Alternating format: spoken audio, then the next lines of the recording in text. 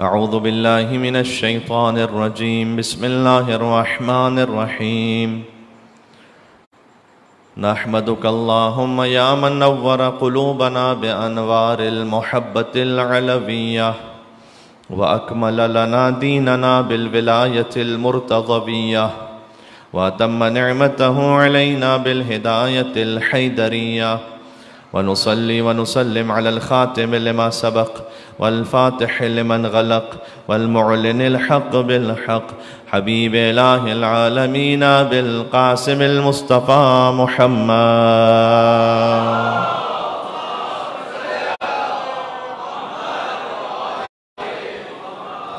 وعلى آله الطيبين الطاهرين المعصومين المظلومين المنتجبين المنتخبين الميامين، سيما بقية الله في الأرضين. اللهم صل وسلم وزد وبارك على صاحب الدعوة النبوية والصولة الحيدرية والعصمة الفاطمية والحلم الحسنية والشجاعة الحسينية والعبادة السجادية والمآثر الباقرية والآثار الجعفرية والعلوم الكاظمية والحجج الرضوية والجود التقوية والنقاوة النقوية والهيبة العسكرية والغيبة الإلهية.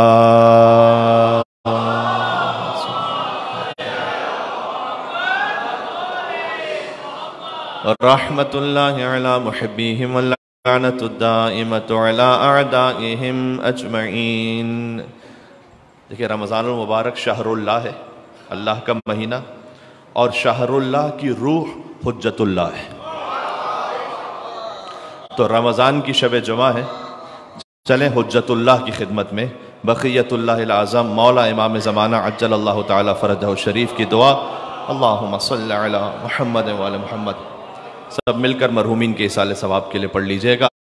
بسم اللہ الرحمن الرحیم. اللہم کن لولیک الحجت الحسن صلواتک علیہ وعلا آبائه في هذه الساعة وفي كل الساعة وليا وحافظا وقائدا وناصرا ودليلا وعينا حتى تسكنه أرضك طوعا وتمتعه فيها طويلا. صلوات بر محمد وعلى محمد.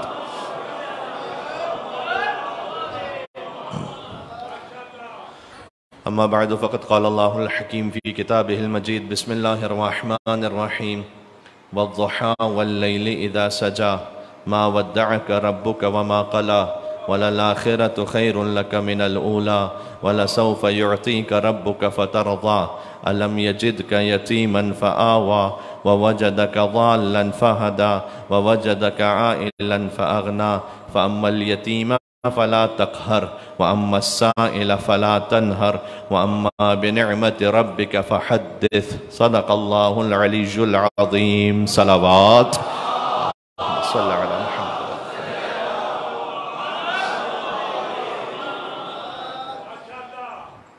کوئی آسان نہیں مثل ختیجہ ہونا، شرط ہے اس کے لیے مادر زہرا ہونا.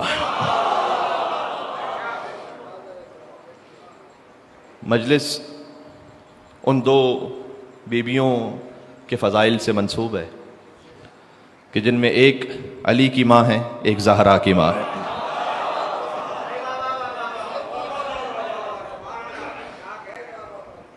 اللہ سبحانہ وتعالیٰ کا شکر ہے کہ اس نے ہمیں اپنے مرحومین کے ایصال ثواب کے لیے ذکر قرآن و ذکر اہل بیت اطہار علیہم السلام کرنے کی توفیق نصیب فرمائی ہے. ورنہ کچھ زمانے تو وہ ہیں کہ جو اب تک یا علی کہنے سے محروم ہے.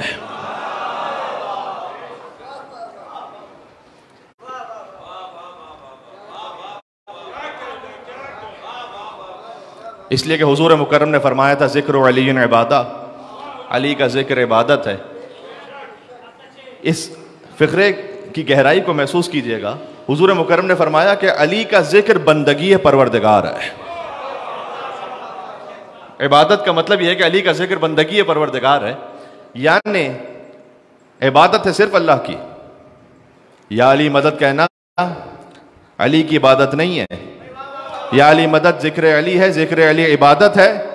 یا علی مدد کہنا در حقیقت بحکم خدا بندگی پروردگار ہے. دیکھو کچھ باتیں آپ احباب تک میڈیا کے ذریعے سے پہنچ چکی ہیں. اب چونکہ وہاں وقت بھی کم تھا، گنجائش تھی نہیں، تو جو مولا نے اس وقت وہاں سے جاری کروا دیا وہ پہنچ گیا ساری دنیا تک. میں بات کو وہاں سے آگے بڑھا رہا ہوں، ہے میرے ساتھ آپ؟ تو جناب ایک صاحب نے کہا کہ جنت میں تو فقط سلام ہوگا، تو سلام علیکم بما صبرتم فنعم عقبی الدار قرآن کی آیت ہے کہ جب جنتی جنت میں پہنچیں گے تو ان سے کہا جائے گا کہ جو تم نے صبر کیا ہے اس پر تم پر سلام ہو. تو جب جنت میں سلام ہے تو یہاں یا علی مدد کہنے کی کیا ضرورت ہے؟ تو دیکھیں سلام تو وہی سلام ہے، اس پہ تو ہمارا بھی اتفاق ہے. سورہ نساء کی آیت ہے وَإِذَا حُيِّيتُم بِتَحِيَّةٍ فَحَيُّوا بِأَحْسَنَ مِنْهَا أَوْ رُدُّوهَا. جب تمہیں سلام کیا جائے تو یا تو اس سے بہتر جواب دو یا ویسے ہی جواب دو. یعنی کوئی کہے السلام علیکم تو کہیے وعلیکم السلام. کوئی کہے السلام علیکم ورحمۃ اللہ، آپ کہیے وعلیکم السلام ورحمۃ اللہ وبرکاتہ. کوئی کہے السلام علیکم ورحمۃ اللہ وبرکاتہ تو اس کی حد یہاں تک متعین کر دی گئی. فرمایا وعلیکم السلام ورحمۃ اللہ وبرکاتہ. جو سلام کرے اسے یا بہتر جواب دو یا ویسے ہی جواب دو. یہ قرآن کی آیت ہے. اچھا آپ جانتے ہو، دیکھو سلام کے ساتھ جنت میں یا علی مدد کہنے کا یہاں موقع اس لیے کہ مومن منافق کی پہچان ہوتی ہے. اب جنت میں چونکہ کوئی منافق ہوگا نہیں، لہذا یا علی مدد کہنے کی ضرورت بھی پیش نہیں آنے والی.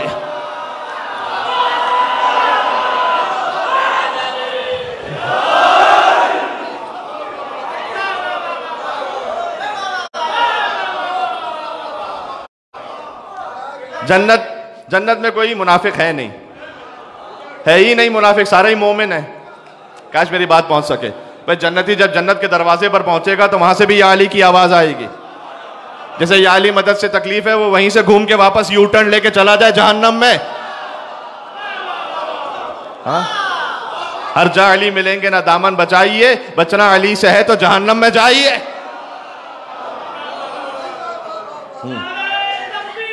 اللہ اللہ اکبر.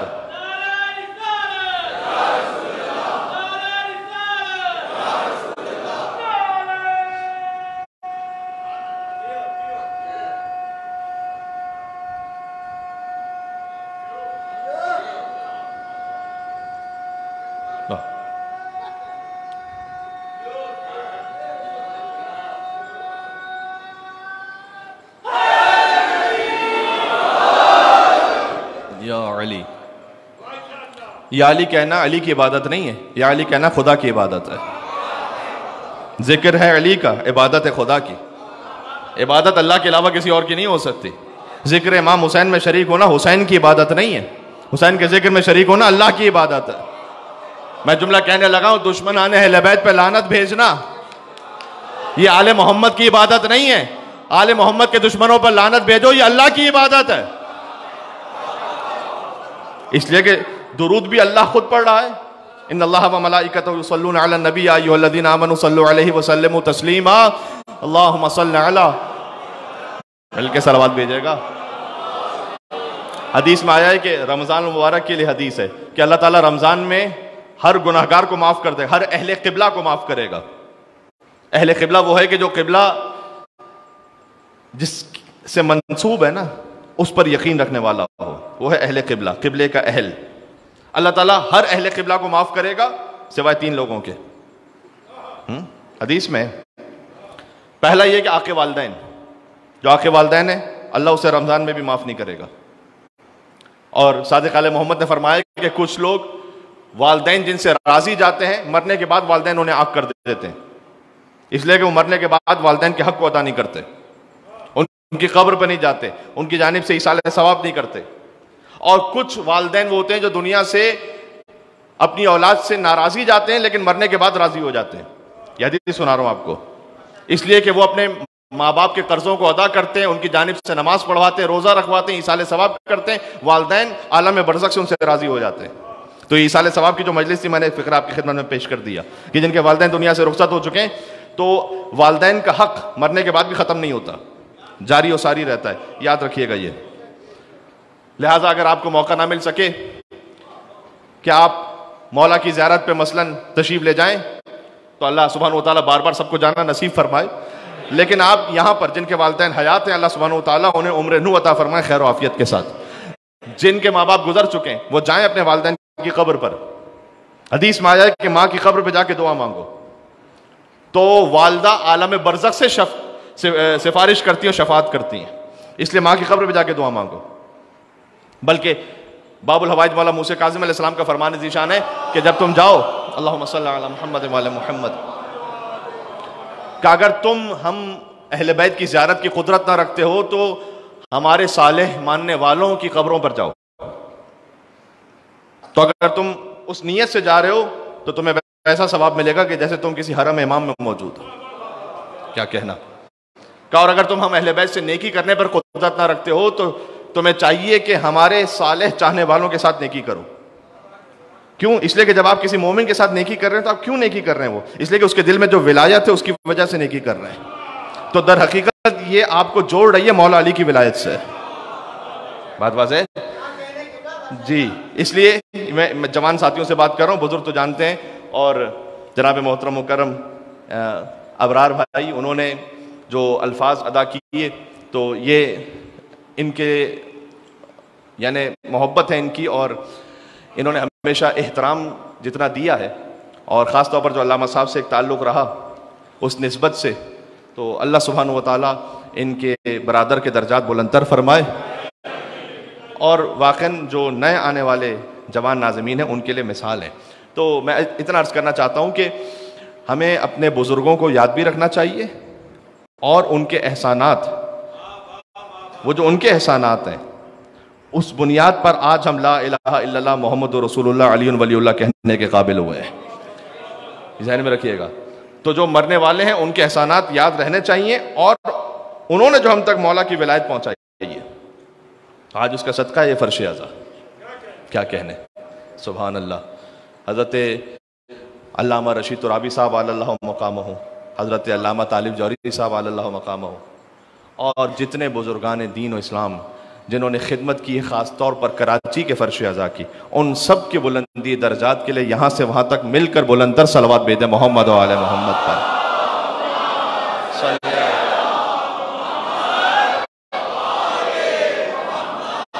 معجل فرجا۔ تو آپ اہل بیت علیہ السلام کی زیارت پر جب نہ جا سکیں تو جائیں ان کے صالح چاہنے والوں کی زیارت پر۔ مولا نے فرمایا کہ اگر تم ہم سے نیکی نہیں کر سکتے تو ہمارے چاہنے والوں کے ساتھ نیکی کرو۔ میں بات کو آگے بڑھا رہا ہوں۔ تو آج ذکر ہے ان دو بیویوں کا کہ جن کا احسان ہے رسالت پر۔ اسلام ہے کیا؟ اسلام ہے خدیجہ سلام اللہ علیہا کے شوہر، خدیجہ کی بیٹی، خدیجہ کے داماد اور خدیجہ کے نواسے، یہ ہے پورا اسلام۔ یہ بات پہنچی میں نے کیا عرض کیا؟ پھر سے سنیے گا۔ خدیجہ سلام اللہ علیہا، ان کے شوہر، ان کی بیٹی، ان کے داماد، ان کے نواسے، یہ ہے پورا اسلام۔ اسلام نام ہے خدیجہ کے مال کا اور ابو طالب کی آل کا۔ ہائے ہائے، یہ پورا خانوادہ سمٹ کر آگے حضرت خدیجہ سلام اللہ علیہا کا۔ بھئی تطہیر خدیجہ کے لیے اور کہوں کیا، جس گھر میں رہی اس کے افراد بھی معصوم، اور یہ سارے زمانے میں خدیجہ کا شرف ہے کہ اولاد بھی معصوم ہے، داماد بھی معصوم۔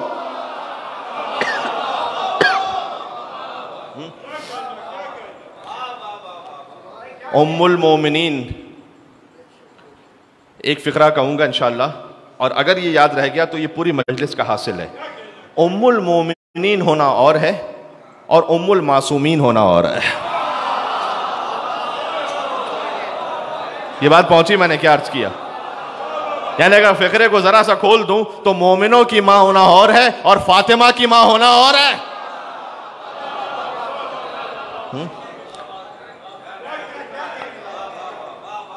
تمام ازواج رسول امہات المومنین ہیں بنص قرآن۔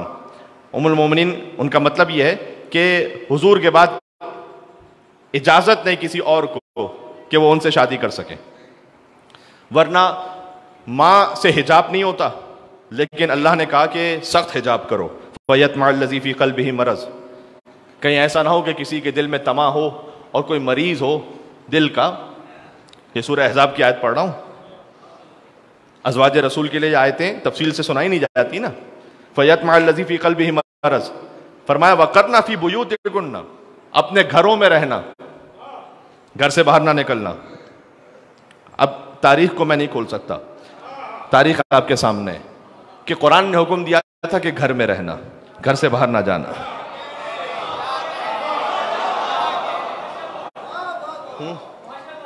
وَلَا تَبَرُّجْنَ تَبَرُّجَ الْجَاهِلِيَّةِ، اور خبردار جاہلیت کے کام نہ کرنا۔ یہ قرآن کی آیت پڑھو سورہ احزاب کی۔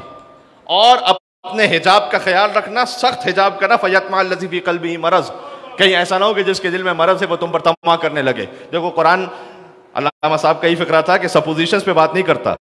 کسی نے کیا ہوگا طمع، دل میں خیال آیا ہوگا کہ رسول تو چلے جائیں گے، تو پھر جو رسول کا حرم ہے وہ ہم اپنا حرم بنا لیں گے، تو قرآن نے اسے روک لیا، کہا یہ رسول کی جو بیویاں ہیں تمہاری ماؤں کی طرح ہیں۔ یہ مطلب ہے اس فقرے کا۔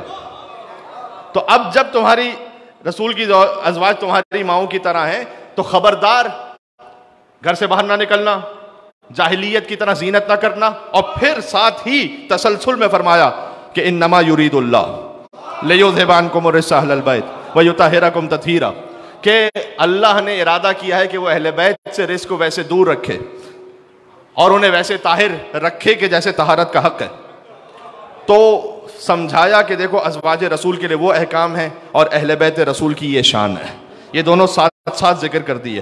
اور جب یہ آیت نازل ہوئی تو حضور مکرم اپنے بیت الشرف سے باہر تشریف لاتے تھے اور تشریف لے جاتے تھے فاطمہ زہرا کے گھر پر، اور دروازے پر کھڑے ہو کر 6 مہینے تک اس آیت کو پڑھتے تھے، اور پڑھنے کے بعد کہتے تھے السلام علیکم یا اہل بیت النبوہ، اے نبوت کے اہل بیت آپ پر سلام ہو۔ بہت توجہ چاہتا ہوں، حضور اپنے گھر سے باہر نکلتے تھے، زہرا سلام اللہ علیہا کے دروازے پہ کھڑے ہوتے تھے، پڑھتے تھے آیت انما یرید اللہ لیذھب عنکم الرجس اہل البیت ویطہرکم تطہیرا، اس کے بعد فرماتے تھے السلام علیکم یا اہل بیت النبوہ۔ مصطفیٰ نے اپنے عمل سے سمجھا دیا کہ دیکھو اگر تمہیں کبھی شک ہو جائے نا کہ کون ہے اہل بیت، تو جہاں سے آ رہا ہوں وہ اہل بیت نہیں ہے، جہاں جا رہا ہوں وہ اہل بیت ہے۔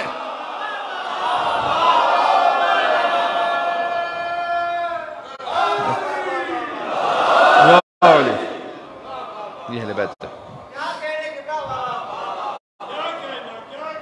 فاطمہ کی ماں ہونا اور ہے۔ تمام ازواج رسول امہات المومنین ہیں، لیکن ان میں سے کوئی فاطمہ کی ماں نہیں ہے سلام اللہ علیہا۔ تو خدیجہ سلام اللہ علیہا، قرآن میں آیت ہے نا کہ وَمِنْ آیَاتِهِ أَنْ خَلَقَ لَكُم مِّنْ أَنفُسِكُمْ أَزْوَاجًا لِتَسْكُنُوا إِلَيْهَا، کہ اللہ کی نشانیوں میں سے کہ اس نے تمہارے درمیان جوڑوں کو خلق کیا ہے۔ وَجَعَلَ بَيْنَكُمْ مَوَدَّةً وَرَحْمَةً، اس نے تمہارے درمیان مودت و رحمت کو قرار دیا ہے، یہ اللہ کی نشانی ہے۔ تو جو سکون مصطفیٰ کا باعث ہیں وہ خدیجۃ الکبریٰ ہیں۔ میں صحیح کتابوں سے روایت پڑھ رہا ہوں کہ کانا یسکن الیہا، حضور سکون حاصل کرتے تھے حضرت خدیجہ سے۔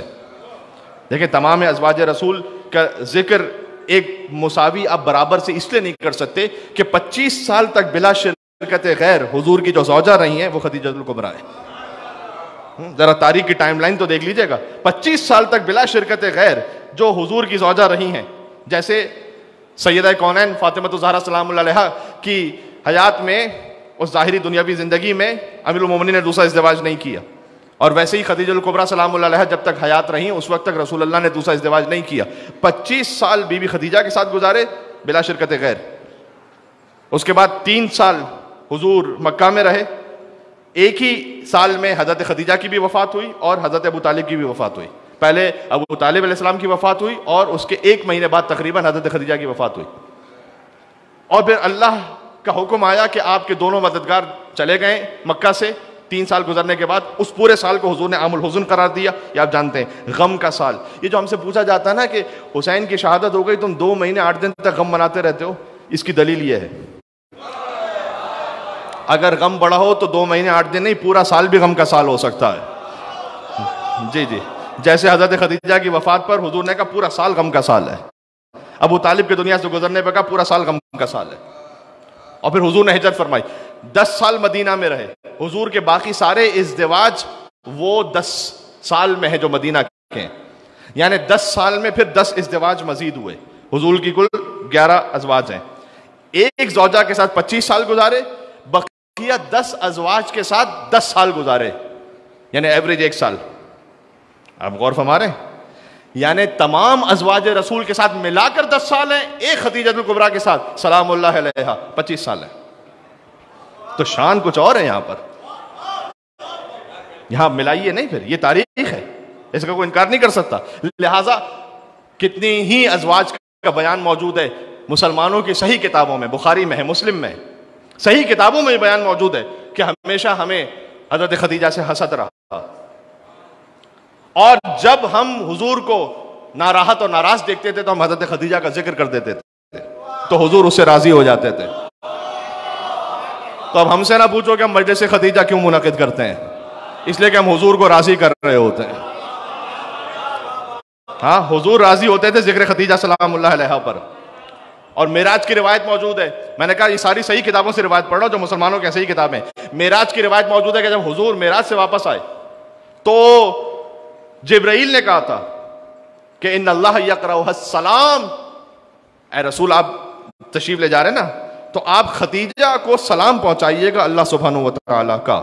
لہٰذا جبرائیل نے حضرت خدیجہ سلام اللہ علیہا کو اللہ کا سلام پہنچایا. یہ جو ہم سے پوچھتے ہیں نا کہ تم سلام اللہ علیہا کیوں کہتے ہو، یہ اس لیے کہ جن بیوی کو اللہ نے سلام کہا ہے انہیں ہم سلام اللہ علیہا نہ کہیں تو اور کیا کہیں گے. پھر اگر آپ کو کسی اور زوجہ کے ساتھ سلام اللہ علیہا لگانا ہے تو پہلے روایت بتاؤ کہ کسی اور کو سلام کہلوایا ہے، پہلے روایت بتلاؤ.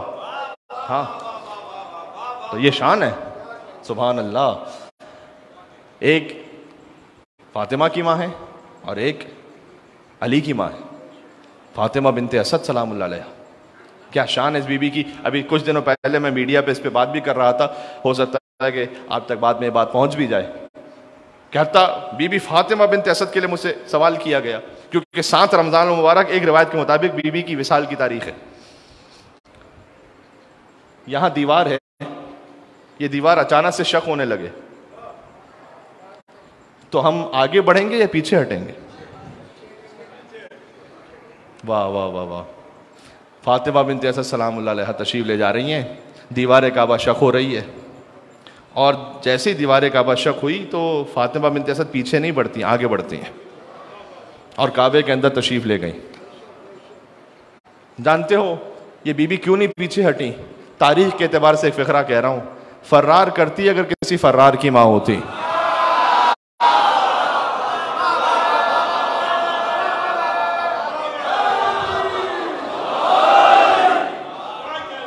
یہ فرار کی نہیں، حیدر کرار کی ماں تھی. ابن عباس سے روایت ہے، تذکرۃ الخواص میں ابن جوزی نے لکھا ہے، میرے مسلک کی کتاب نہیں ہے یہ، جا کر دیکھ لیجئے گا اس میں جلد نمبر 6 میں یہ بات ہے یا نہیں ہے، کہ ابن عباس کہتے ہیں سورہ ممتحنہ کی آیت نمبر 12 نازل ہوئی تھی بی بی فاطمہ بنت اسد کی شان میں. یہ کم سنا ہوگا شاید آپ نے کہ بی بی فاطمہ بنت اسد کی شان میں کون سی آیت نازل ہوئی ہے. سورہ ممتحنہ وہ سورہ قرآن کا، رمضان المبارک کا مہینہ ربیع القرآن، سورہ ممتحنہ قرآن کا وہ سورہ ہے کہ جس کی ہر آیت میں لفظ اللہ ہے. لفظ اللہ ہر آیت میں، وہ واحد سورہ کہ جس کی ہر آیت میں لفظ اللہ ہے، وہ سورہ ممتحنہ ہے. اس کی آیت نمبر 12، یا ایھا النبی اذا جاءک المؤمنات، اے نبی جب آپ کے پاس مومن عورتیں آئیں، یہ فاطمہ بنت اسد کی شان میں، کہ وہ آپ پر بیعت کریں، آپ کے دین پر، اللہ یشرکن باللہ شیئا، کہ وہ شرک کو قبول نہیں کرتی، ولا یسرقن ولا یزنین، نہ ہی وہ فعل حرام کریں گی، نہ ہی وہ سرقہ اور چوری کریں گی، یعنی اپنے آپ کو تمام نجاستوں سے دور رکھیں گی. جب آپ کے پاس ایسی مومن عورتیں آئیں تو ان سے بیعت کو قبول کر لیجئے. یہ آیت فاطمہ بنت اسد کی شان میں نازل ہوئی، ابن عباس سے روایت ہے۔ اچھا، علی کی والدہ کے لیے قرآن میں آیت ہے سورہ ممتحنہ میں، علی کے والد کے لیے بھی قرآن میں آیت ہے، الم یجد کا یتیما فآویٰ، اے مصطفیٰ آپ یتیم تھے تو میں نے آپ کو پالا۔ میں پالا ابو طالب نے ہے، اللہ کہہ رہا ہے میں نے پالا۔ کیا خلوص ہوگا ابو طالب علیہ السلام نے جیسے حضور مکرم کو پالا۔ کہتے ہیں کہ اللہ میں نے پالا، مجھے پورے قرآن میں بتلاؤ کہ اللہ نے کسی کافر کے عمل کو اپنا عمل کہا ہو۔ پورے قرآن میں یہ بتلائیے کہ اللہ نے کسی کافر کے کام کو کہا کہ یہ میرا کام ہے۔ یہ تو انبیاء کی شان ہوتی ہے کہ جو نبی کرتے ہیں اللہ کہتا ہے میں نے کیا۔ ہم سے ایمان ابو طالب پہ کیا بات کرتے ہو، ہم سے عصمت ابو طالب پہ بات کرو۔ ابو طالب علیہ السلام کی شان میں آیت ہے قرآن میں، الم یجد کا یتیما فآویٰ۔ تو علی کے باپ کے لیے بھی قرآن میں آیت ہے، علی کی ماں کے لیے بھی قرآن میں آیت ہے۔ میں علی کی بات نہیں کر رہا، میں علی کے ماں باپ کی بات کر رہا ہوں، ساتھ رہیے گا میرے۔ علی کے باپ کے لیے بھی قرآن میں آیت ہے، علی کی ماں کے لیے بھی قرآن میں آیت ہے۔ تو ہے کوئی اور کہ جن کے ماں باپ کے لیے قرآن میں آیت آئی ہو؟ باقی صدر اسلام کے کسی باپ کے لیے کسی ماں کے لیے قرآن میں آیت نہیں آئی، اس لیے کہ آیت نازل ہونے کے لیے مسلمان ہونا ضروری ہے، اور مسلمان ہونے سے پہلے معلوم ہونا ضروری ہے۔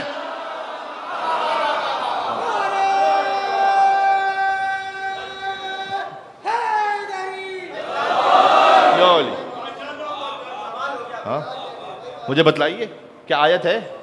صرف علی کے والدین کے لیے قرآن میں آیت ہے، الم یجد کا یتیما فآویٰ، آپ یتیم تھے میں نے پالا، ووجدک ضالا فہدیٰ، آپ جب سفر میں ہوتے تھے تو ہم نے آپ کی ہدایت کا اہتمام کیا، ووجدک عائلا فاغنیٰ، آپ تنگ دست تھے میں نے غنی بنایا، غنی بنایا حضرت خدیجہ کے مال سے۔ یہ سب کچھ ہے نا، میں نے کہا نا خدیجہ سلام اللہ علیہا، ان کے شوہر، ان کی بیٹی، ان کا داماد اور ان کے نواسے، پورا دین یہ ہے۔ اس لیے اہل بیت نے ہمیشہ یاد رکھا بی بی خدیجہ کے احسانات کو۔ مجھے شروع کیجئے آپ زیارت وارثہ سے، آج شب جمعہ ہے نا، زیارت وارثہ میں جہاں انبیاء کا ذکر ہے اور پھر معصوم ہستیوں کا ذکر ہے، وہاں حسین کو سلام ہے حضرت خدیجہ کی نسبت سے۔ یہ امام معصوم کی تعلیم کردہ زیارت ہے۔ ائمہ نے یاد رکھا ہر موقع پر حضرت خدیجہ کے احسانات کو۔ زیارت وارثہ، السلام علیک یا وارث آدم صفوت اللہ، یا وارث نوح نبی اللہ، یا وارث ابراہیم خلیل اللہ، یا وارث موسیٰ کلیم اللہ، یا وارث عیسیٰ روح اللہ، یا وارث محمد حبیب اللہ، یا وارث علی امیر المومنین ولی اللہ، السلام علیک اپنا محمد المصطفیٰ، السلام علیک اپنا علی المرتضیٰ، السلام علیک اپنا فاطمہ الزہرا، السلام علیک اپنا خدیجہ الکبریٰ۔ حسین پر سلام ہے بی بی خدیجہ الکبریٰ سلام اللہ علیہ کی نسبت سے۔ دعائے ندبہ کو دیکھ لیجئے، امام زمانہ علیہ السلام کا ذکر ہے بی بی خدیجہ الکبریٰ کی نسبت سے دعائے ندبہ میں۔ مولا سجاد علیہ السلام کا خطبہ دربار یزید میں بی بی خدیجہ الکبریٰ کا ذکر فرمایا وہاں پر۔ اہل بیت نے کون سا ایسا موقع ہے کہ جہاں حضرت خدیجہ کو یاد نہ کیا ہو؟ جب شروع کیا میرے مولا نے خطبہ، اوتینا ستن وفضلنا بسبع، اللہ نے ہمیں 6 فضائل عطا کی ہیں اور 7 وہ ہستیاں ہمارے خاندان میں رکھی ہیں جو کسی خاندان میں نہیں ہیں۔ اوتینا العلم الحلم والسماحہ والفصاحہ والمحبہ فی قلوب المؤمنین، یہ میں امام سجاد کا خطبہ پڑھ رہا ہوں۔ اللہ نے ہمیں علم عطا کیا، ہم اہل بیت کو علم کے ساتھ حلم بھی عطا کیا، برداشت، صبر۔ اوتینا العلم والحلم والفصاحہ، فصاحت و بلاغت عطا کی، والشجاع، شجاعت، ہاتھوں میں ہتھ کڑیاں پیروں میں بیڑیاں، تو یہ نہ سمجھنا کہ شجاعت کی کوئی کمی ہے۔ وارث زور حیدر قرار ہے، جو اللہ کی مصلحت ہے کہ اس وقت میں زنجیروں میں ہوں۔ سجاد اسیر جور ہوئے، افسوس کسی نے یہ نہ کہا یہ پاؤں ستون کعبہ ہیں، زنجیر کسے پہناتے ہو؟ ان قدموں کے صدقے میں تو کعبہ باقی ہے۔ والمحبہ فی قلوب المؤمنین، کیا خوبصورت فقرہ امام سجاد علیہ السلام نے ارشاد فرمایا، اللہ نے ہمیں عطا کیا ہے کہ مومنوں کے دلوں میں ہماری محبت کو رکھا ہے۔ یعنی امام علیہ السلام اپنے فضائل میں علم، حلم، فصاحت، بلاغت، شجاعت، سخاوت، اور آپ کے دل میں جو محبت ہے وہ امام نے وہاں اس خطبے میں یاد کیا اسے، کہ اللہ نے مومنوں کے دلوں میں ہماری محبت کو رکھا ہے۔ یعنی اے یزید تو کچھ کر لے، تو مومنوں کے دلوں سے ہماری محبت کو نکال نہیں سکتا۔ یہ 1400 برس بعد بھی ذکر اہل بیت اطہار برپائے فرش عذاب پر آپ موجود ہیں، یہ امام سجاد علیہ السلام کے اس فقرے کا صدقہ ہے۔ والمحبہ فی قلوب المؤمنین وفضلنا بسبع، کہ اللہ نے ہمیں 6 فضائل عطا کی ہیں اور 7 ہستیاں ہمارے خاندان میں عطا کی ہیں جو کسی خاندان میں نہیں ہیں۔ من النبی المختار، نبی مختار ہم میں سے ہیں، ومن الصدیق، صدیق اکبر علی ابن ابی طالب ہم میں سے ہیں۔ یہ فقرہ پہنچ گیا میں نے کیا عرض کیا؟ ہاں، صدیق اکبر علی ابن ابی طالب، جی صدیق اکبر وہ لقب ہے کہ جو رسول اللہ نے مولا علی کو عطا فرمایا تھا، جو مباہلہ کے میدان میں اللہ کی توحید کا گواہ بن کر چلا ہو، اس سے بڑھ کر کون صدیق ہوگا؟ آیا آیا، یہ بات پہنچ رہی ہے؟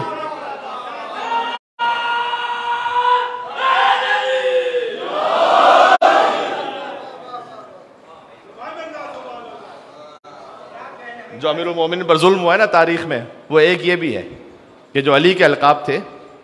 اب میں نے ایک فقرہ پہلے کہا تھا کسی مجلس میں، لیکن یہاں پر اسے مستعار لے کر آپ کی خدمت میں عرض کر رہا ہوں جی، کہ ایک مولائی تھے۔ میں یہاں شیعہ سنی کی بات نہیں کر رہا، میں شیعہ سنی کی بات نہیں کرتا، میں مولائی اور ناصبی کی بات کر رہا ہوں۔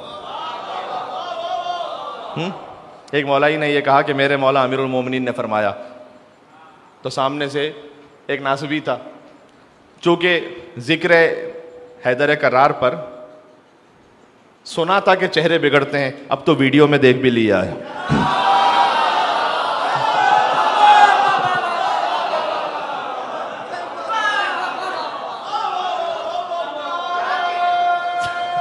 چشم دید گا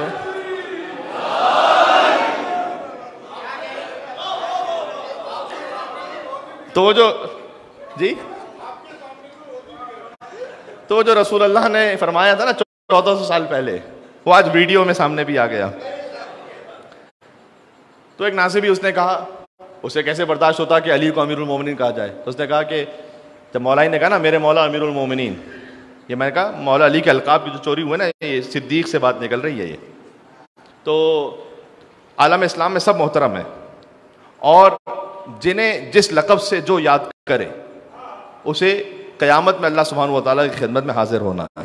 میں فخر سے کہوں گا کہ میں نے مولا علی کو وہ لقب دیا تھا کہ جو رسول اللہ نے انہیں عطا فرمایا تھا، میں نے تو اس لقب سے یاد کیا تھا۔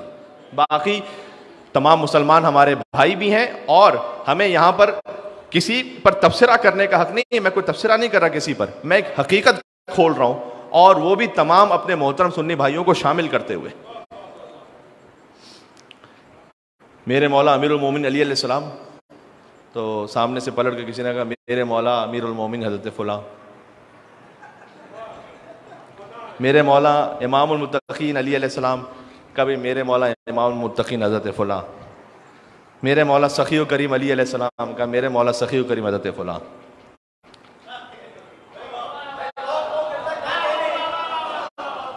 وہ جو مولائی تھے نا، ان کے دل میں خیال آیا کہ پروردگار کوئی ایسی فضیلت تو زبان سے جاری کروا کہ جھوٹ بھی چاہے تو کاپی نہ کر سکے۔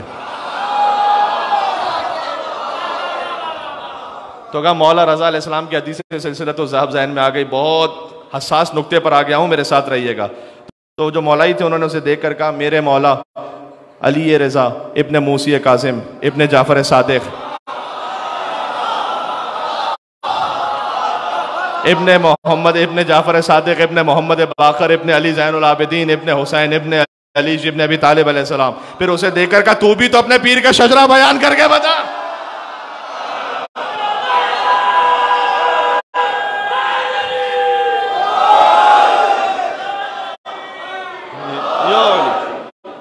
بات پہنچ گئی جی، بات واضح ہے۔ اس لیے امیر المومنین سید سجاد اسلام نے دربار یزید میں خطبہ کہا، منا صدیق مولا علی ہم میں سے علی ابن ابی طالب، ومنا اسد اللہ واسد رسول، اللہ کے شیر اور رسول اللہ کے شیر حضرت حمزہ ہم میں سے، ومنا طیار جعفر طیار ہم میں سے، ومنا مہدی حاضر الامہ اس امت کے مہدی ہم میں سے۔ اس سے پہلے فرمایا ومنا سبطہ حاضر الامہ اس امت کے دو نواس حسن اور حسین ہم میں سے۔ یہ سید سجاد نے خطبہ دیا، اور پھر آگے فرمایا کہ جو مجھے جانتا ہے وہ جانتا ہے، اور جو نہیں جانتا وہ جان لے کہ میں مکہ کا بیٹا ہوں، اور میں مینا کا بیٹا ہوں، اور میں صفا کا بیٹا ہوں۔ خدا کی قسم سید سجاد کے علاوہ جملہ کوئی کہہ نہیں سکتا تھا۔ انا ابن من خیر حج و لبا، میں اس کا بیٹا ہوں جس نے بہترین حج کیا، اور میں اس کا بیٹا ہوں جس نے سب سے بہترین تلبیہ کا لبیک اللہم لبیک، علی کے علاوہ علی سے بڑھ کر وہ کہہ نہیں سکتا تھا کہ میں اس کا بیٹا ہوں جو 2 تلواروں سے لڑتا تھا، میں اس کا بیٹا ہوں کہ جس نے 2 نیزوں سے حملہ کیا، میں اس کا بیٹا ہوں جس نے 2 ہجرتیں کی. بات واضح؟ اب اس کی تفصیل اپنے مقام پر. اور پھر فرمایا انا ابن فاطمہ زہرا، میں فاطمہ زہرا کا بیٹا ہوں، انا ابن خدیجہ الکبریٰ. یہ دربار یزید میں امام سید سجاد علیہ السلام نے حضرت خدیجہ سے نسبت پر ناز کیا. وہاں پر حضرت خدیجہ کے احسانات کا ذکر جاری و ساری رہا اہل بیت اطہار میں. یہ ہے فاطمہ کی ماں. اس لیے حضور مکرم جب ذکر خدیجہ سنتے ہیں تو ان کا دل شاد ہو جاتا ہے. اس خاطر ہے کہ مجلس عزا برپا کی گئی بی بی خدیجہ کے ذکر پر تاکہ مرحومین تک ایصال ثواب پہنچ جائے. تو میں نے عرض کیا بار بار اس فقرے کو دہرا دیا کہ ایک ہیں سیدہ کی ماں، ایک ہیں علی کی ماں، اور ان دونوں کے احسانات ہیں رسول اللہ صلی اللہ علیہ وآلہ وسلم پر. جب بی بی فاطمہ بنت اسد رخصت ہوئی تو حضور نے فرمایا کہ میں گواہی دیتا ہوں کہ وہ میری ماں کے بعد میری ایسی ماں تھی کہ جنہوں نے اپنے بچوں کو بھوکا رکھا اور میرا پیٹ بھرا. دیکھو خود بھوکا رہ جانا آسان ہے، بچوں کو بھوکا رکھنا. کہ میری ماں وہ فاطمہ بنت اسد جس نے اپنے بچوں کو بھوکا رکھا، میرا پیٹ بھرا، جس نے اپنے بچوں کے لیے وہ بستر فراہم نہیں کیا جو میرے لیے فراہم کیا. حضور مکرم قبر میں لیٹے، جب حضرت فاطمہ بنت اسد کا وصال ہوا اپنا پیرہن عطا فرمایا، حضور کا پیرہن. آج مسلمان ناز کرتے ہیں حضور سے نسبت پر، جسے حضور کا پیرہن خود عطا ہوا ہو، یا ایھا المزمل یا ایھا المدثر، اے چادر کے اوڑھنے والے، کملی کے اوڑھنے والے. جو اللہ نے قرآن میں ذکر کیا وہ چادر حضور مکرم نے عطا فرمائی فاطمہ بنت اسد کو، اور اس کے بعد قبر میں لیٹے. آج بھی اگر کسی کی ماں کا انتقال ہو جائے تو کون ہے کہ جس کا بیٹا قبر میں لیٹ سکے؟ حضور مکرم آئے، قبر میں لیٹے اور فاطمہ بنت اسد کو دفنایا. تو یہ وہ 4 نسبتیں ہیں. دیکھو یہ ساری نسبتیں آ کر، چونکہ شب جمعہ نا بات کو سمیٹ رہا ہوں، ساری نسبتیں آ کر ختم ہو جاتی ہیں، جمع ہو جاتی ہیں حسین ابن علی میں. حسین کے دادا، حسین کی دادی، حسین کے نانا، حسین کی نانی، ابو طالب، فاطمہ بنت اسد، رسول اللہ، حضرت خدیجہ. یہ ہے پورا دین، یہ پورا سمٹ کر آ جاتا ہے حسین ابن علی تک. حسین سب کے وارث ہیں. حسین وہ ہے کہ جس کے دادا کے گھر میں دین خدا پلا ہے. حسین وہ ہے کہ جس کی دادی کو اب بھی کعبہ چکا ہوا ہے، فاطمہ بنت اسد کو اب بھی کعبہ چکا ہوا ہے. حسین وہ ہے کہ جس کے نانا سے ہم کو دین خدا ملا ہے. حسین وہ ہے کہ جس کی نانی کے خرچ پر دین چل رہا ہے. حسین آتا ہے ایسے گھر میں جہاں طہارت کا صاحبہ ہو. حسین ہوتا ہی وہ ہے جس کا پدر علی ہو، بطول ماں ہو. ہاں جی، یہ خانوادہ حسین ابن علی. حضرت خدیجہ، حضرت فاطمہ بنت اسد کے ذکر پر انشاءاللہ اللہ سبحانہ و تعالیٰ راضی ہو، رسول اللہ آپ سے راضی ہو. وَمِنْ آیَاتِهِ أَنْ خَلَقَ لَكُم مِّنْ أَنفُسِكُمْ أَزْوَاجًا لِتَسْكُنُوا إِلَيْهَا. ازواج اللہ تعالیٰ نے کہا ہم نے جوڑوں کو اس لیے خلق کیا تاکہ سکون حاصل کرو. بی بی خدیجۃ الکبریٰ سکون قلب کا باعث ہیں رسول اللہ صلی اللہ علیہ وآلہ وسلم کے. سورہ تحریم کی آیتوں کو پڑھ لیجئے گا، حضور کی 2 ازواج کا ذکر ہے وہاں پر. میں یہاں سے، حالانکہ قرآن ہے پھر بھی میں یہاں سے نہیں تفصیل میں جاؤں گا. سورہ تحریم کی ابتدائی 4 آیتیں جہاں اللہ تعالیٰ نے کہا ہے کہ جب حضور نے اپنی زوجہ سے ایک بات کہی اور یہ فرمایا تھا کہ کسی کو آگے نہ پہنچانا، اور انہوں نے وہ بات آگے پہنچائی اور اللہ نے حضور تک یہ بات بتا دی. حضور حضرت زینب بنت جہش کے گھر میں تھے، یہ حضرت ام سلمہ کے گھر میں، یہ دونوں روایتیں موجود ہیں. اور وہاں انہوں نے شہد کھایا اور ایک زوجہ ان کو حسد ہوا. انہوں نے کہا کہ جب آئیں گے ہم تو ہم مل کر یہ کہیں گے کہ نعوذ باللہ من ذالک. میری تو جرأت اور حیثیت نہیں، لیکن چونکہ تاریخ میں جو لکھا ہے وہ نقل کر رہا ہوں کہ ہم کہیں گے کہ آپ سے بو آ رہی ہے. اور حضور ایک زوجہ کے پاس گئے، پھر دوسری زوجہ کے پاس گئے اور انہوں نے کہا کہ بو آ رہی ہے. یہ سورہ تحریم کی میں تفسیر پڑھ رہا ہوں بزرگ علماء اہل سنت کی تفسیروں سے. حضور نے کہا کہ میں اب وہ شہد استعمال نہیں کروں گا اپنے لیے. حضور نے لازم کیا. اللہ نے کہا کہ آپ وہ کیوں اپنے اوپر حرام کرتے ہیں جو اللہ نے آپ کے لیے حلال کیا؟ آپ حرام نہ کریں اپنے اوپر اس شے کو. اور اگر تم دونوں نے توبہ نہ کی، یہ قرآن کا ترجمہ پڑھ رہا ہوں، اگر تم دونوں نے توبہ نہ کی اگرچہ کہ تمہارے دلوں میں کجی آ چکی ہے، تو اللہ عطا کرے گا اپنے رسول کو وہ بیویاں کہ جو آپ سے بہتر ہیں، جو مومن ہوں گی، مسلمہ ہوں گی، جو عبادت کرنے والی ہوں گی، سیبات و ابکارا، جو شوہر والی ہوں گی، جو پہلے شوہر ان کے گزر چکے اور اب شوہر کے بغیر ہو چکی ہیں، یا ابکارا باقرہ ہوں گی۔ تفسیر میں موجود ہے، حدیث میں، کہ وہ کہ جن کے شوہر پہلے تھے ان سے مراد حضرت آسیہ ہیں۔ حضور کی جنت میں زوجہ ہیں حضرت آسیہ جو فرعون کی زوجہ تھی۔ ہاں، فرعون کی بیوی دنیا میں ہے لیکن جنت میں حضور کی بیوی ہے۔ اور ابکارا جو باقرہ ہیں وہ حضرت مریم ہے۔ حضرت مریم بھی حضور کی زوجہ ہے جنت میں۔ جنت میں جو حضور کی ازواج ہے نا، اس کے لیے روایت ہے، حضرت آسیہ فرعون کی بیوی یہاں، لیکن جنت میں حضور کی زوجہ، حضرت مریم، حضرت خدیجہ، یہ حضور کی ازواج جنت میں۔ مجھے کوئی روایت دکھلا دیجئے اس کے علاوہ کہ جہاں کسی اور کو حضور کی زوجہ کہا ہو۔ دنیا میں حضور کی زوجہ ہونا اور ہے، جنت میں حضور کی زوجہ بننا اور ہے۔ یہ روایت ہے، کیا کہنے، سبحان اللہ۔ حضرت آسیہ سلام اللہ علیہا کا مقام ہے۔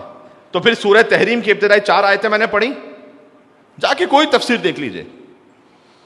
اور اختتام سورہ تحریم کا ایسے ہوا کہ ضرب اللہ مثلا للذین آمنوا امرأۃ فرعون، اللہ نے مومن عورتوں کے لیے فرعون کی بیوی کی مثال دی ہے۔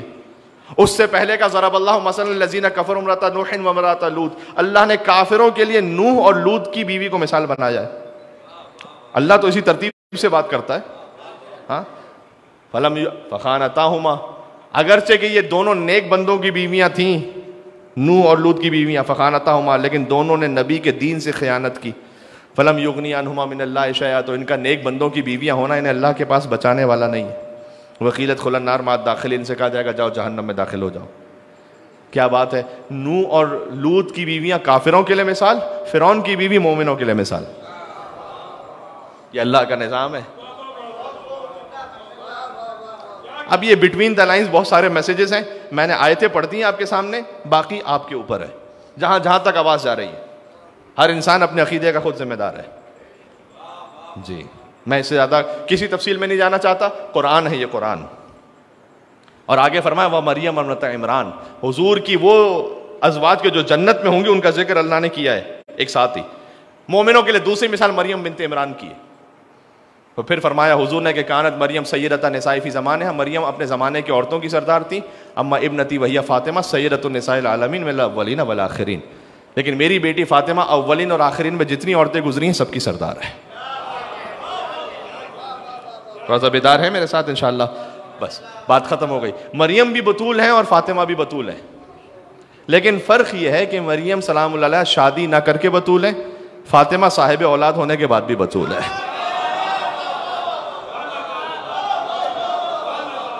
یہ فکرہ پہنچا میں نے کیا عرض کیا؟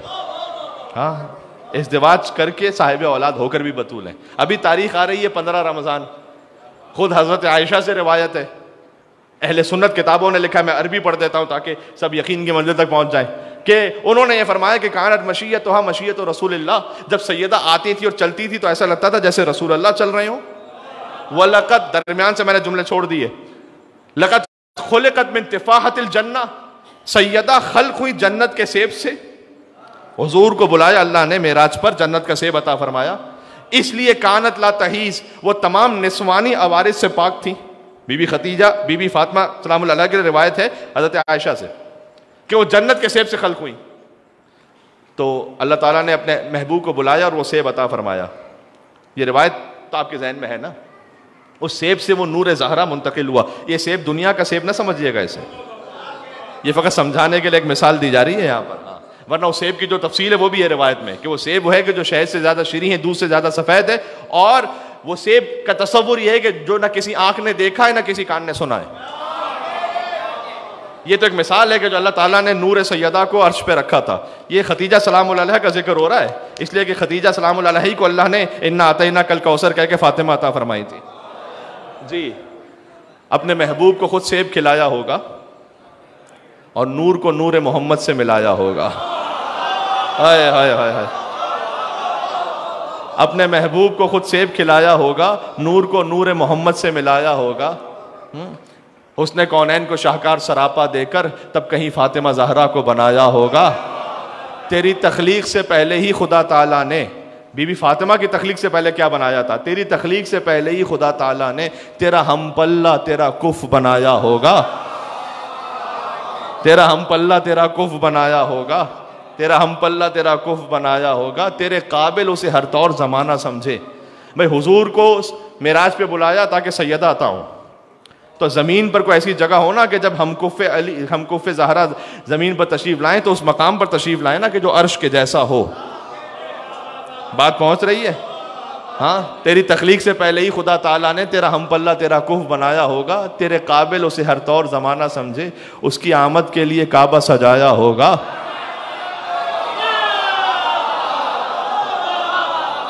اس کے درجات زمانے کو بتانے کے لیے شاہ کونین نے ہاتھوں پہ اٹھایا ہوگا۔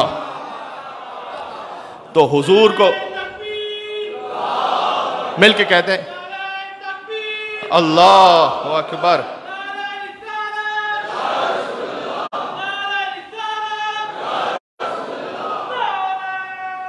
واہ،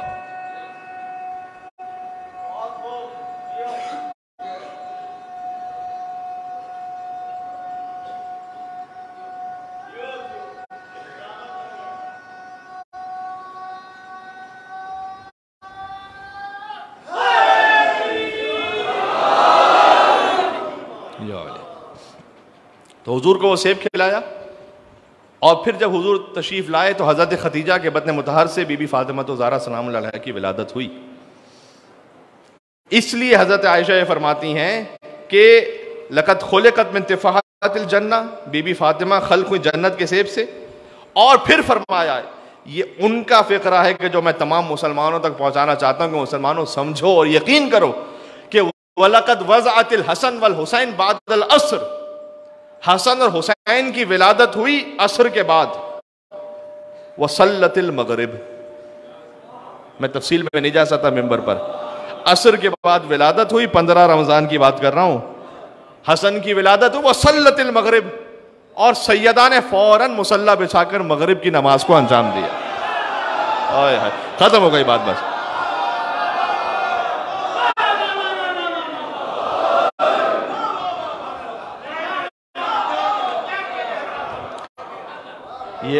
یہ الاخبار الدول والآثار الاول فی التاریخ، احمد بن سنان کرمانی دمشقی کی کتاب ہے، وہاں سے پڑھ رہا ہوں، یہ اہل سنت عالم ہے۔ حسن علیہ السلام کی ولادت ہوئی عصر کے بعد، صلت المغرب، سیدہ نے مغرب پڑھی۔ یہ وہ پاک بیویاں ہیں اور یہ پاک خانوادہ ہے کہ جب ولادت ہو تو روزہ بھی باقی رہتا ہے، نماز بھی جاری رہتی ہے۔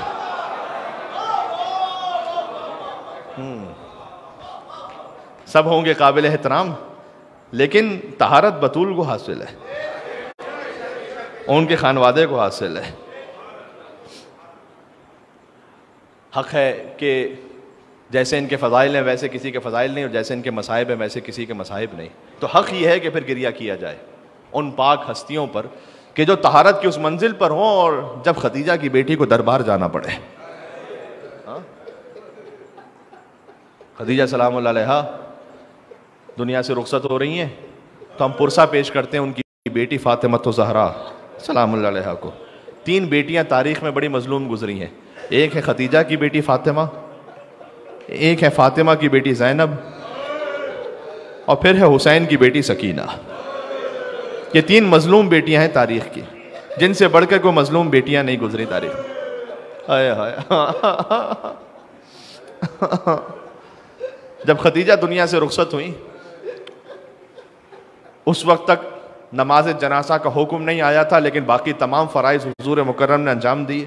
جنت المعلیٰ میں بی دفن ہے، جہاں ابو طالب بھی مدفون ہے، جہاں حضرت عبد المطلب بھی مدفون ہے، اور اپنے آپ کو مسلمان کہنے والوں نے جنت البقیع کو جہاں مسمار کیا، تو جہاں فاطمہ کا حرم مسمار ہوا وہاں ان کی ماں خدیجہ الکبریٰ کا حرم بھی مسمار ہوا۔ نہ ماں کی کوئی قبر اور حرم اور زری ہے، نہ بیٹی کی کوئی زری اور قبر ہے، فقط قبر کا نشان ہے۔ گنبد تو کوئی نہیں. خدیجہ الکبریٰ کو حضور مکرم دفن کر کے جب واپس پلٹے تو روایت میں ہے کہ سیدہ سلام اللہ علیہا گھر میں فریاد کر رہی تھی. ہائے ہائے ہائے.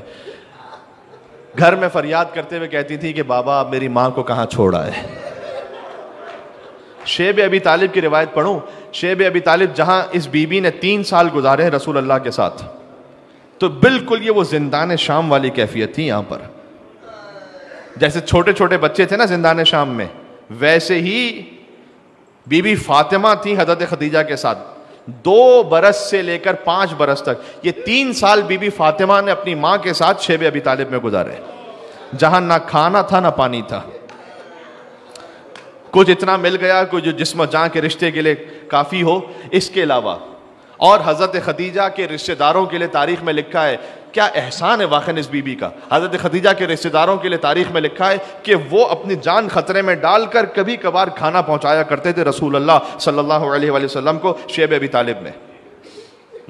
اس کے علاوہ ایک کیفیت یہ آئی کہ پھر کھانا ختم پانی ختم, تو جڑی بوٹیوں کو نکال کر جو ان کی نمی تھی انہیں چوس کر کچھ اپنے آپ کے لیے پانی کا اور تازگی کا اہتمام کیا جاتا تھا. یہاں تک کہ ایک زہریلی جڑی بوٹی وہ حضرت خدیجہ, بہرحال رسول اللہ تو علم رسالت سے سب جانتے ہیں, لیکن دنیا کے اسباب یہی تھے. جب خدیجہ کی اولادوں کو زہر دے کر مارا گیا ہے, چاہے وہ مولا موسی کاظم ہو یا امام رضا ہو, ان سے پہلے مولا محمد باقر ہوں, مولا جعفر صادق ہوں, سب خدیجہ کی اولادیں تھیں جو زہر سے ماری گئیں. تو پھر ان کی ماں زہر سے کیسے نہ جاتی. بی بی خدیجہ الکبریٰ نے ایک جڑی بوٹی ایسی کھا لی کہ جو زہریلی تھی, جس کی وجہ سے بی بی کی شہادت واقع ہوئی کہ شیب ابی طالب سے باہر آئیں اس انداز میں کہ میں نے کچھ علماء سے تو یہاں تک سنا ہے کہ گویا اب چل نہیں سکتی تھی بی بی کو اٹھا کر لایا گیا جیسے گویا ایک میت لائی جاتی ہے. یہ خدیجہ کے مصائب ہیں. اللہ اکبر. تو بی بی فاطمہ تو زہرا فریاد کرتی تھی کہ بابا آپ میری ماں کو کہاں چھوڑ آئے.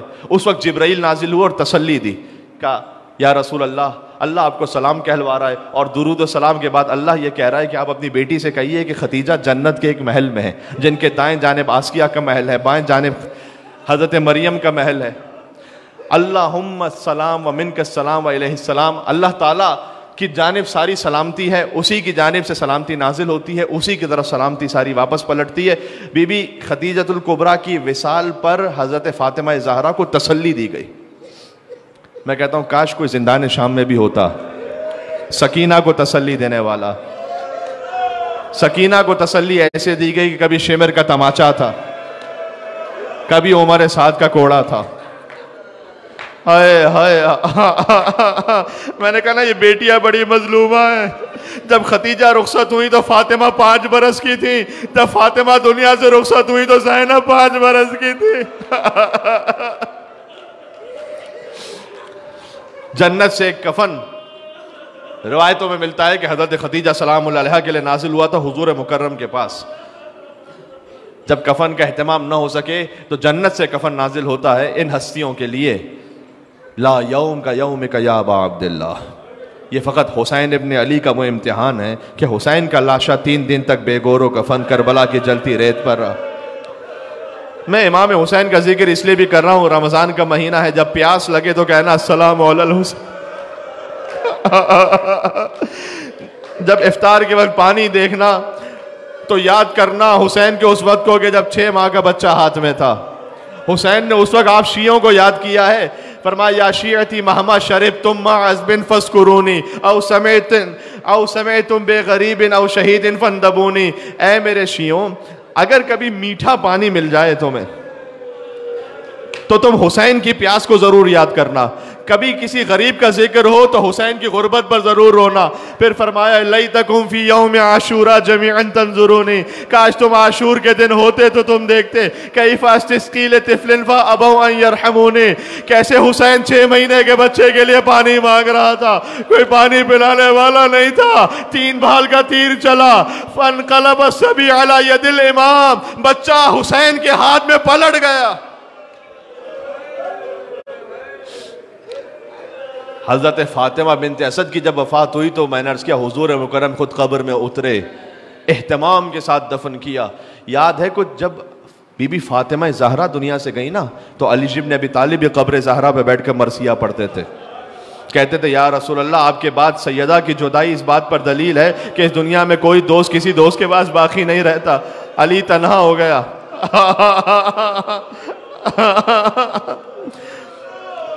ایک روایت اور حضرت خدیجہ کے لیے سن لو، میں بات اختتام تک پہنچا رہا ہوں۔ روایت ملتی ہے کہ جب حضرت حجت تشریف لائیں گے، یہ روایت ان کے ظہور کے بعد کی بھی ہے، بعض جگہوں پر قیامت کے لیے لکھی بھی ہے، تو مقام عدل پر رسول اللہ تشریف لائیں گے زمانہ رجعت میں تمام ائمہ کے ساتھ، اور مسجد کوفہ میں حضور تشریف فرما ہوں گے اور کہیں گے کہ کون ایسا ہے کہ جس کے ساتھ ظلم ہوا وہ آج آئے اور آج یہاں سے انصاف ہوگا۔ اس وقت حضرت خدیجہ الکبریٰ آئیں گی اور پوچھیں گی کہ یا رسول اللہ میں اس امت کی ماں تھی تو کیا میں نے ماں بن کر نہیں پالا تھا اس امت کو؟ رسول اللہ کہیں گے کہ میں گواہی دیتا ہوں کہ آپ نے اس امت کو ایسے ماں بن کر پالا کہ جو حق مادری تھا وہ آپ نے عطا کیا اور آپ نے پورا کیا۔ اس وقت حضرت خدیجہ ایک لاشا سامنے رکھیں گے جو ان کے نواسے محسن کا لاشا ہوگا، اور فرمائیں گی کہ یا رسول اللہ میرے اس نواسے کا قصور کیا تھا جو دنیا میں آنے سے پہلے میری بیٹی کے شکم میں مار دیا گیا؟ میں ہاتھوں کو جوڑ کے کہوں گا کہ اے بی بی خدیجہ آپ حضرت محسن کے لاشے کو لے کر آئیں تو فاطمہ الزہرا محسن کے لاشے کو کیوں نہ لائیں؟ اس لیے کہ سیدہ کے ہاتھ میں علی اصغر کا لاشا ہوگا۔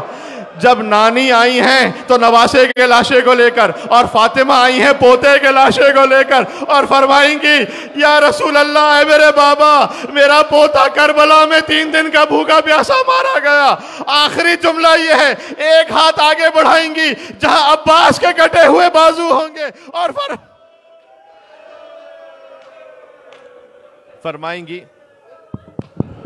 فرمائیں گی کفال اجل حاضل مقام الیدان مقطوعتان من ابنی العباس، میری امت کی شفاعت کے لیے کافی ہیں عباس کے کٹے ہوئے 2 بازو۔ یہ روایت آپ نے سن لی۔ شب جمعہ ہے، ایک فقرہ مجھے کہہ لینے دیجیے، پھر کبھی اللہ جانے کب ملاقات ہو آپ سے۔ میں نے حضرت خدیجہ کا ذکر، بی بی فاطمہ بنت اسد کا ذکر ہو گیا مصائب میں، جتنا میری بساط اور اوقات تھی، اور آپ رو چکے۔ شب جمعہ کے حوالے سے ایک جملہ مرحومین کے احصال ثواب کے لیے۔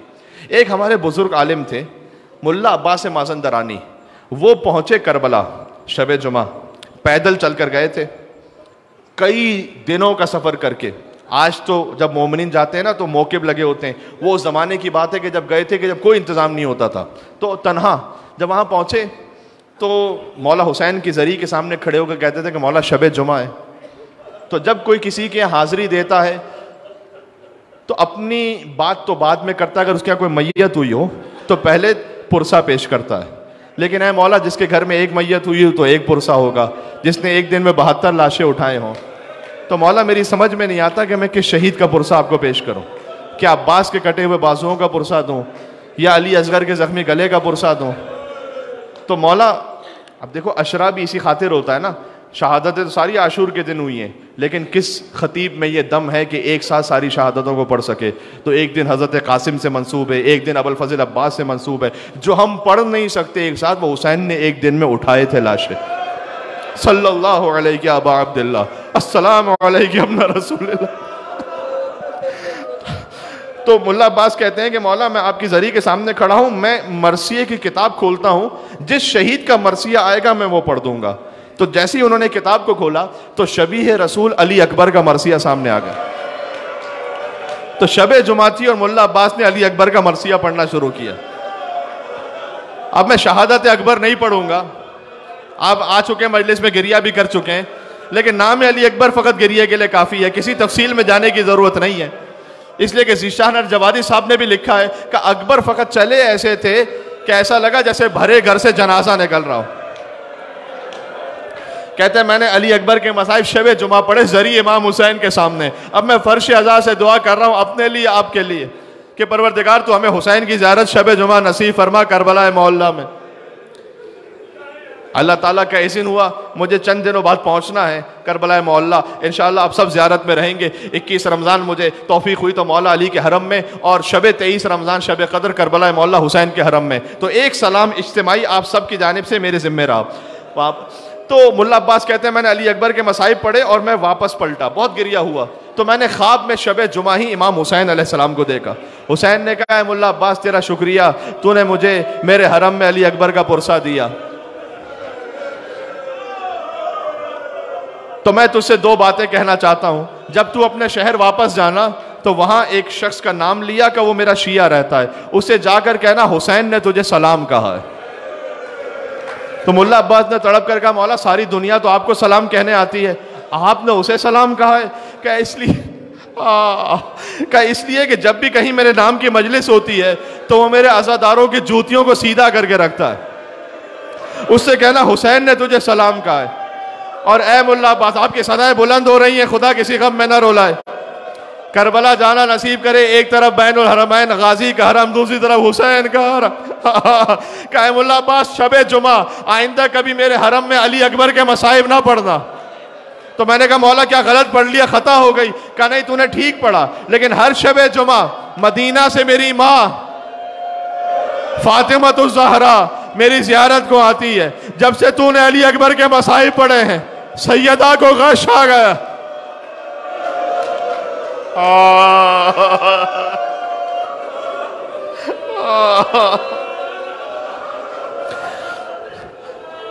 دادی نے پوتے کے مصائب سنے، غش آ گیا. علی سلام علی الحسین، فرش اعزاز سے اپنے دلوں کو کربلا لے کر چلے. السلام علیکہ یا ابا عبداللہ وعلى الأرواح التي هلت بفنائك. السلام على الحسين وعلى علي بن الحسين وعلى أولاد الحسين وعلى أصحاب الحسين. يا أبا عبد الله يا حسين بن علي أيها الشهيد يا ابن رسول الله يا حجة الله على خلقه يا سيدنا ومولانا إنا توجهنا واستشفعنا وتوسلنا بك إلى الله وقدمناك بين يدي حاجاتنا يا وجيها. کیا اشفع لنا رمضان حسین کا صدقہ یا وجیہا. اشفع لنا آخری مرتبہ سب مل کے یا وجیہا عند اللہ. اشفع لنا عند اللہ.